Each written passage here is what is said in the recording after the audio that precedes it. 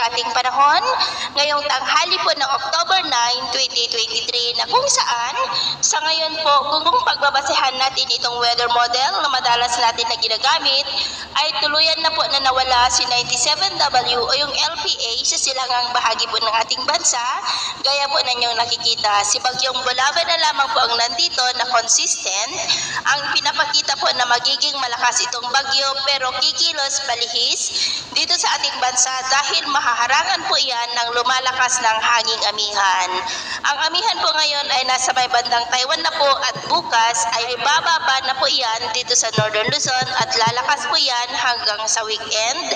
At ito naman ay pinapakita ng forecast model nating ginagamit hanggang sa susunod na 2 linggo. At sa lagay po ng ating panahon ngayong tanghali ay generally fair weather po sa malaking bahagi ng ating bansa pero dahil sa mga localized thunderstorm ay buulap na kalangitan na may mga pulupulong pag-ulan sa ilang bahagi po ng Batanes, Cagayan, Isabela, Catanduanes, Sorsogon, Kabisayaan at Mindanao. At sa susunod po ng mga oras ay posible ang may kalakasan ng mga pag-ulan sa iba't ibang bahagi ng Mindanao, ilang bahagi ng Kabisayaan at maulap na kalangitan na rin na may mga pulupulo na mahina hanggang sa may kalakasan ng mga pag-ulan sa ilang bahagi ng Southern Luzon, Central Luzon at Northern Luzon. Kaya kung lalabas po tayo sa ating mga tahanan ay ugaliin po natin lagi ang magdala ng kahit na anong panangga natin sa init ng araw at protection na rin po sa mga biglaang buhos ng ulan.